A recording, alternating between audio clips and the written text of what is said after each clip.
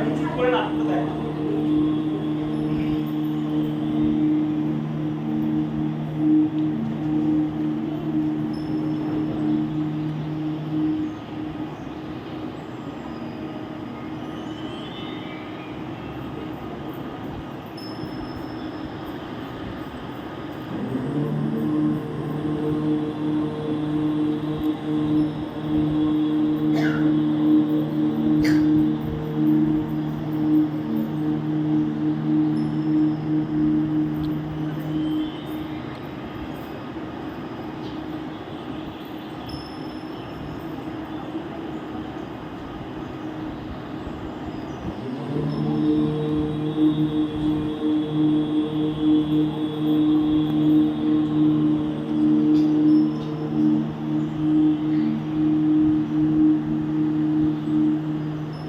আমি সময়, কাল, মহাকাল।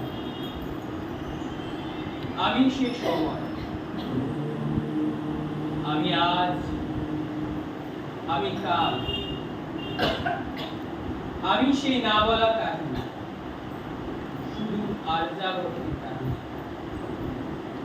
কথায় আছে, যাহা নাই ভারতে তাহাই আছে মহাভারত।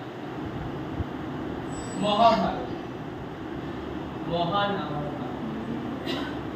না, ভাববে না আমি কোনো মহাভারতের নায়ক কিংবা দৈব পুত্র কিংবা ক্ষত্রিয় রাজপুত্র। আমি অতি সাধারণ, যার কথা আজ পর্যন্ত কেউ কোনোদিনও শোনেনি। আজ আপনারা শুনবেন আমার কথা। আজ আমি আমার কথা শোনাবার জন্য এখানে এসেছি।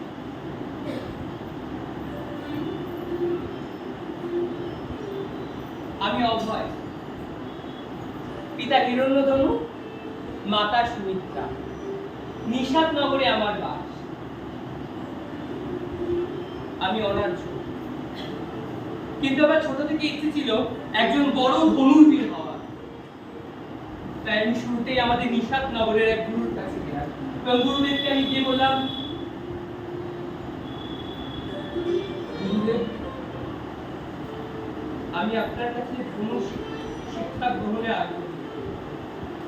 গুরুদেব আমার শিক্ষাদান করতে রাজি হলেন এবং তৎক্ষণাৎ শুরু হলো আমার অস্ত্র শিক্ষা।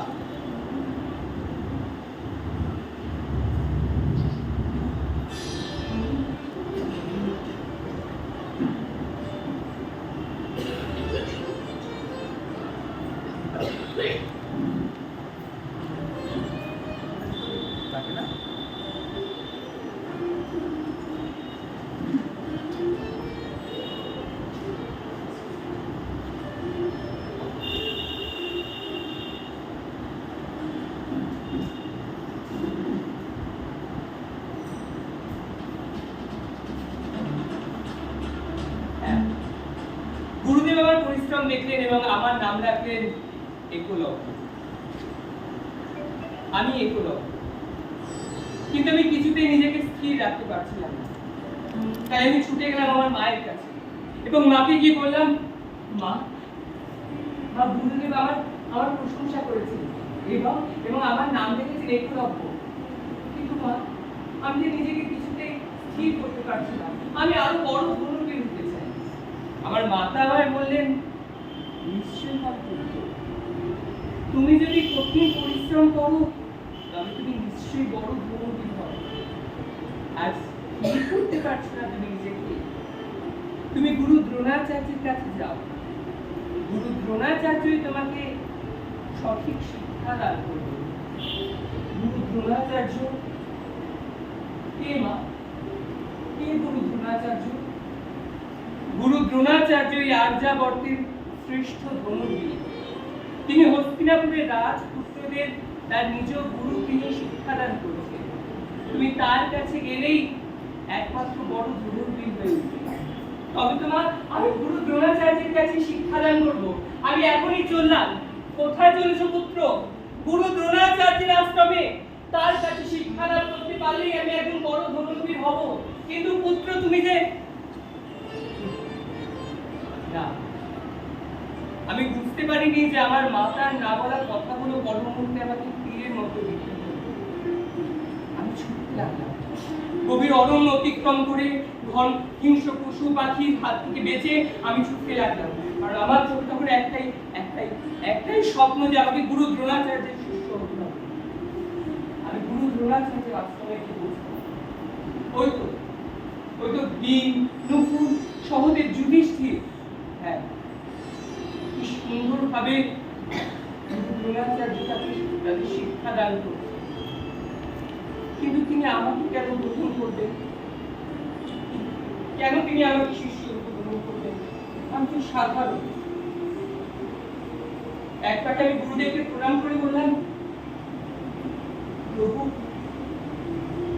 প্রভু আমি আপনার কাছে শিক্ষাদান করতে আগ্রহী। আমার কাছে শিক্ষাদান করতে আগ্রহী। কি নাম পুত্র? কোথায় তোমার নিবাস? গুরুদেব, আমি একলব্য, নিষাদ নগরে আমার বাস। নিষাদ বালক? না না না, আমি কোনো নিষাদ বালককে শিক্ষাদান করবো না। তুমি ফিরে যাও তুমি। আমি হতাশ হলাম। আমি তখনও ছিলাম, আমি আজও আছি। আমার নাম রাজু বানসাল আছে, গা सतना जिला मध्य प्रदेश। बापू बोले वो मोहम्मद अम्बेडकर वो हमरा जाति को আছে, लेकिन हम समझ में ना आवा कि सिस्टम से होता क्या है। बापू बोला कि जात पात कुछ ना আছে, सब जमींदार का कांड আছে। लेकिन हमको बड़ा होके एक बड़ा डॉक्टर बनते होंगे। हाँ, बड़ा डॉक्टर बनते होंगे। तो स्कूल में हम जब भी जाए तो एक दिन मास्टर जी हमको बोलने लगे, ए देखेছো এসে গেছে। হ্যাঁ, কি রে তুই আবার স্কুলে চলে এসেছিস? হ্যাঁ, তোকে এত গালি গালাজ করি, তাও তো লজ্জা হয় না রে? হ্যাঁ, বলি এই ছোট জাতকে যদি তুই শিক্ষা করবি, শিক্ষা গ্রহণ করে বড় ডাক্তার হবি, তাহলে আমরা কি ওই বুয়ের টিন পরিষ্কার করবো না ড্রেন পরিষ্কার করবো? খেলা করে তোকে তো ওই বুয়ের টিনই পরিষ্কার করতে যেতে হবে নাকি? हमको शर्म ना आवा, कारण ये हमरा लड़ाई আছে। एक दिन আমি भी বড় ডাক্তার হব। तुम्हें याद আছে एक दिन हम लोग स्कूल में गए कबड्डी खेल रहे थे। हाँ, कबड्डी हम सीरा कबड्डी लखन कबड्डी। हाँ, हमको प्यास লেগেছে कि এখানে তো জলই नहीं আছে। क्या बोल रहे हैं लखन? स्कूल के बाहर? नहीं, वो तो बड़े आदमियों बाहर से पानी पीते हैं, हम नहीं जाएंगे। हाँ, तुम जाओ। लेकिन बहुत तो प्यास আছে, এখানে তো কোথাও জল নেই। ठीक है, तुम चलो, तुम यही रुको, मैं ही अकेले जाता हूँ। ठीक है।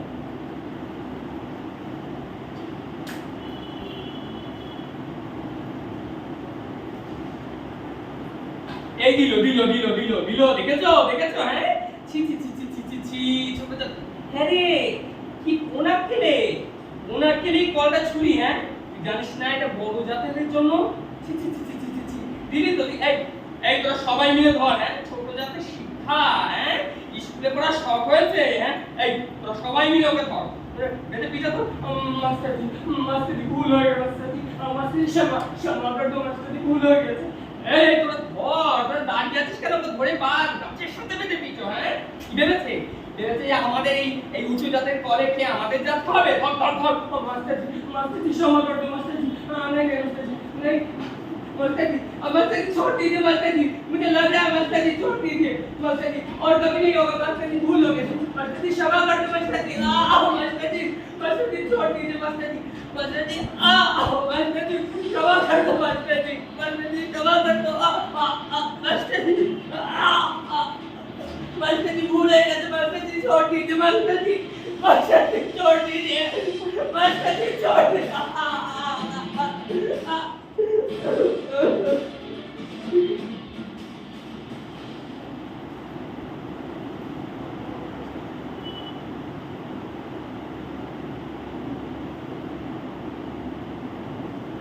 राजू, ए मारा लाल क्या हुआ? हाँ? बात कर, क्या हुआ है? बात कर बे मारा लाल। ए राजू बात कर, क्या हुआ? बापू, बापू हम क्या कर कुछ?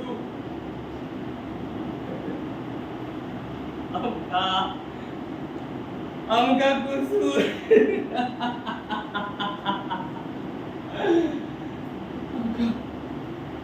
हमके কি কসুর বেটা? हम छोटे आदमी আছে, हम छोटे आदमी আছে। राजू बात कर राजू।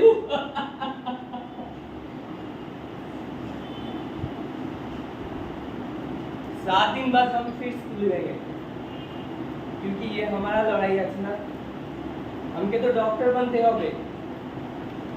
আমরা হতাশ হই, আমরা ছোট জাতিরা সব সময় হতাশ হই, কিন্তু আশা কোনোদিনও ছাড়ি না। আমি কিছুতে স্থির করতে পারছিলাম না যে আমি কি করব।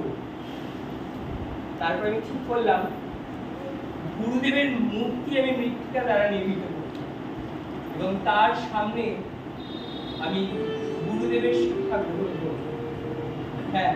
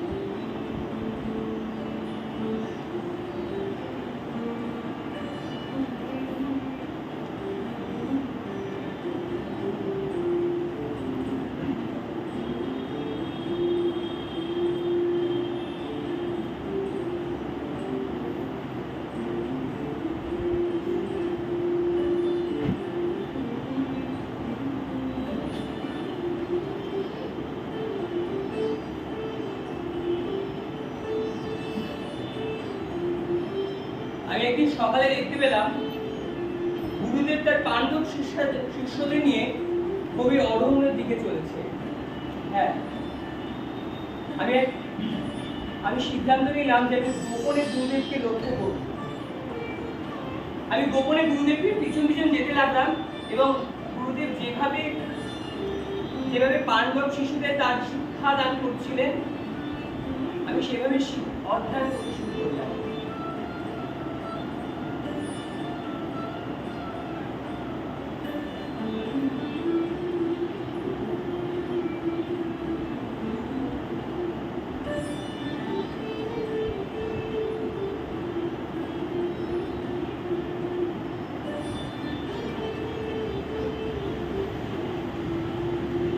কিন্তু একসময় সাধক সন্তান আমার শিক্ষা গ্রহণে ব্যাঘাত ঘটাচ্ছিল। আমি কি তাড়াতাড়ি মুখ বন্ধ করলাম এবং সেই সাধক সন্তান সোজা চলে গেল গুরুদেবের কাছে। গুরুদেব সমস্ত কিছু দেখে আমাকে ডেকে পাঠালেন এবং আমি তার সামনে গিয়ে দাঁড়ালাম। পুত্র, কি তোমার নাম? আর তুমি এই শিক্ষা কার কাছ থেকে শিখেছো? প্রভু, আমি সেই নিঃশ্বাস পাবো, আমি আপনার কাছ থেকে এই শিক্ষা গ্রহণ করেছি। আমার কাছ থেকে? তবে তো আমি তোমার গুরু, তাই তো? হ্যাঁ, তবে তুমি আমায় গুরু দক্ষিণা। প্রভু, আপনি যা গুরু দক্ষিণা চাইবেন আমি তাই দেব। বলুন আপনার কি গুরু দক্ষিণা চাই? তুমি আমায় তোমার বৃদ্ধাঙ্গুলি গুরু দক্ষিণা হিসেবে দাও। বৃদ্ধাঙ্গুলি? তবে তাই হোক গুরুদেব,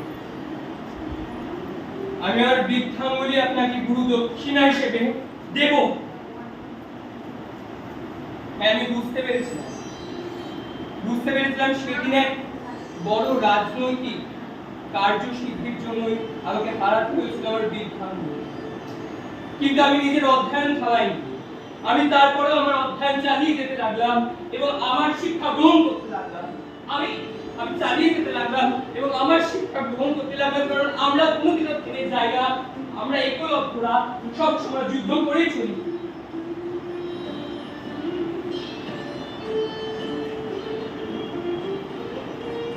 হ্যাঁ, আমি সেই